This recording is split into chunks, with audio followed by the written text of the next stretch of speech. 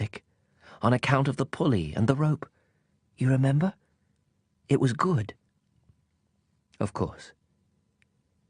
At night you look up at the stars. It's too small where I live for me to show you where my star is. It's better that way. My star will be one of the stars for you. So you'll like looking at all of them. They'll all be your friends. And besides, I have a present for you. He laughed again.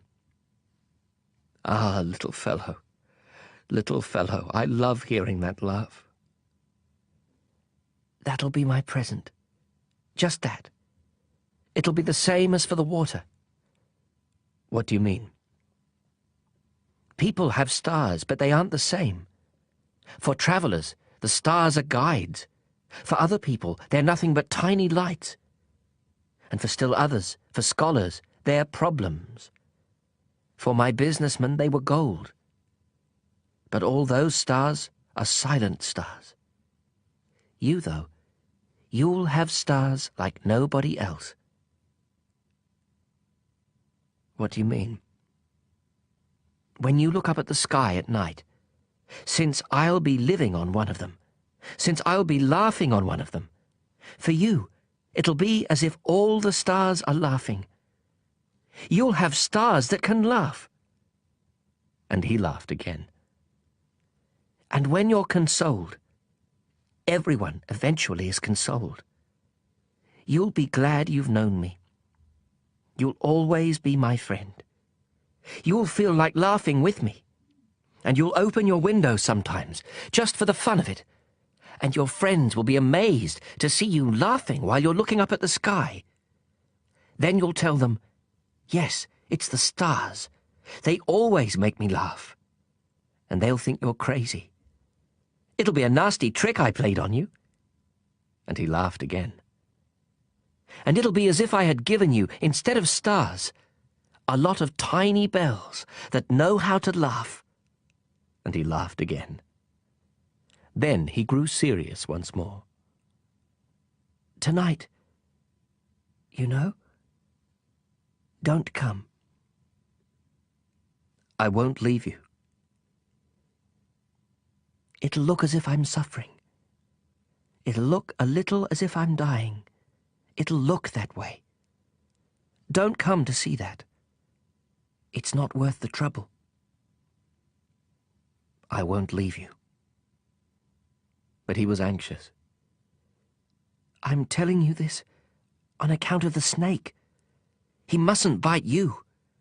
Snakes are nasty sometimes. They bite just for fun. I won't leave you. But something reassured him. It's true they don't have enough poison for a second bite. That night I didn't see him leave. He got away without making a sound. When I managed to catch up with him, he was walking fast, with determination. All he said was, "Ah, you're here." And he took my hand. But he was still anxious. You were wrong to come. You'll suffer. I'll look as if I'm dead, and that won't be true. I said nothing. You understand. It's too far. I can't take this body with me. It's too heavy. I said nothing. But it'll be like an old abandoned shell. There's nothing sad about an old shell. I said nothing. He was a little disheartened now, but he made one more effort. It'll be nice, you know. I'll be looking at the stars too. All the stars will be wells with a rusty pulley. All the stars will pour out water for me to drink. I said nothing. And it'll be fun. You'll have 500 million little bells. I'll have 500 million springs of fresh water. And he too said nothing, because he was weeping. Here's the place. Let me go on alone. and he sat down because he was frightened. Then he said, "You know, my flower, I'm responsible for her. And she's so weak and so naive.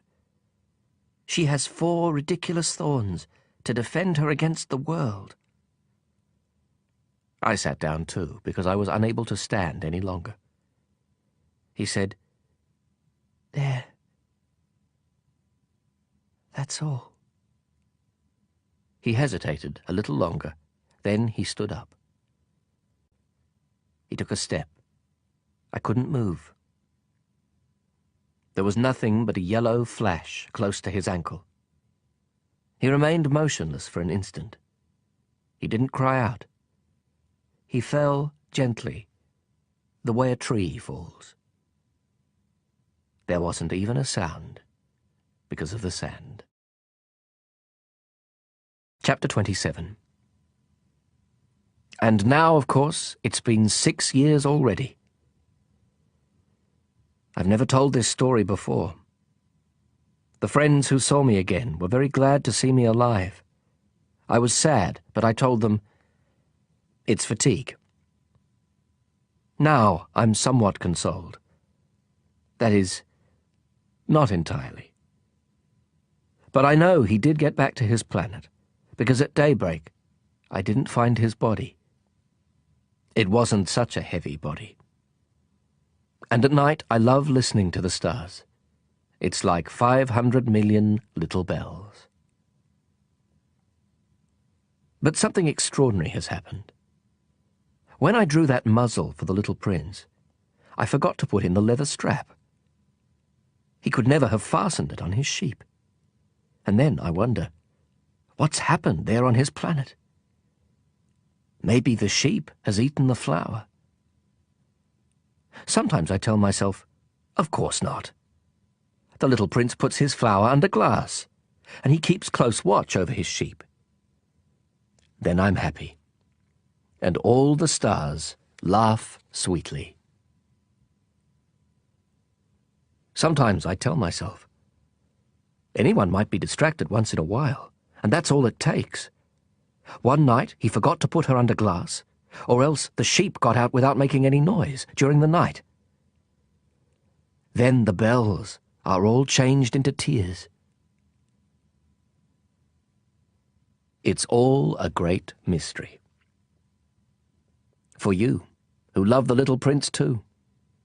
As for me, nothing in the universe can be the same if somewhere, no one knows where, a sheep we never saw has or has not eaten a rose. Look up at the sky. Ask yourself, has the sheep eaten the flower or not? And you'll see how everything changes. And no grown-up will ever understand how such a thing could be so important.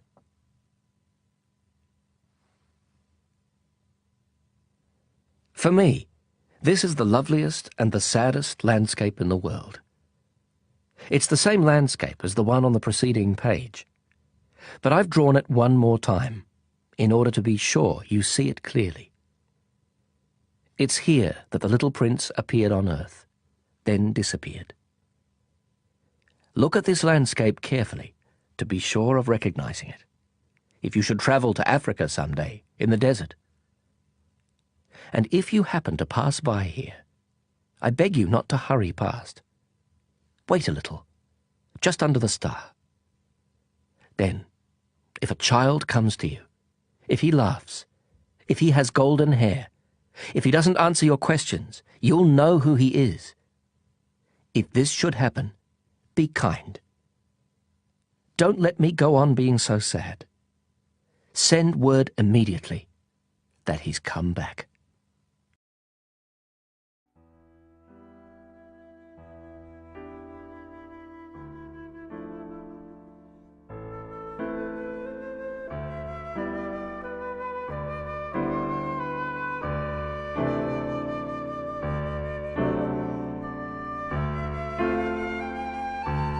Belinda Audio hopes you enjoyed the reading of The Little Prince.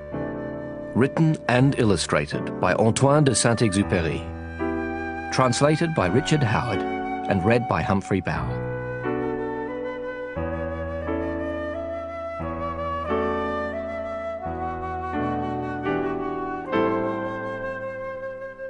Translator's note.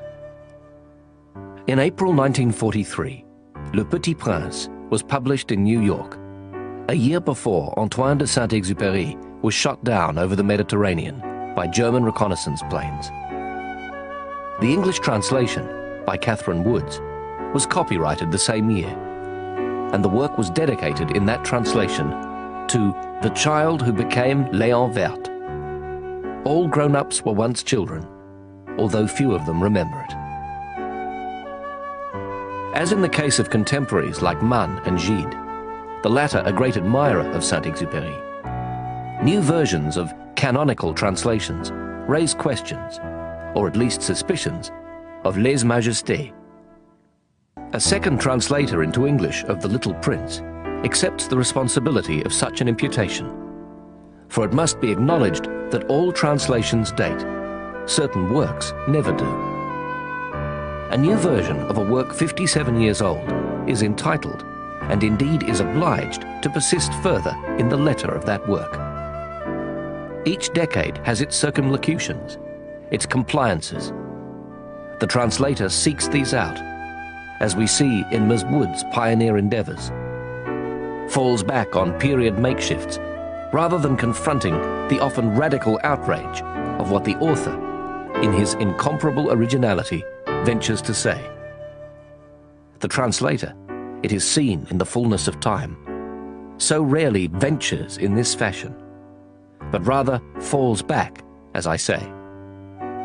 It is the peculiar privilege of the next translator, in his own day and age, to sally forth, to be inordinate instead of placating or merely plausible.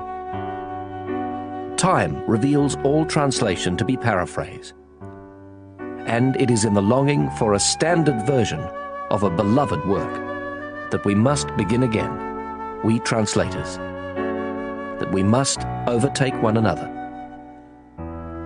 Richard Howard, June 2000.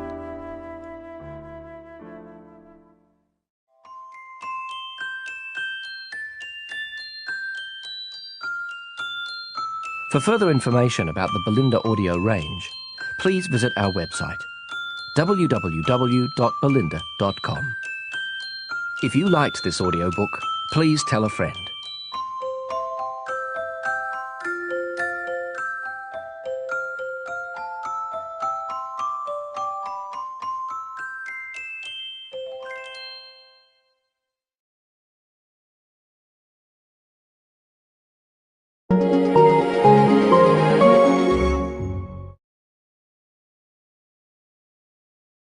Audible hopes you have enjoyed this program.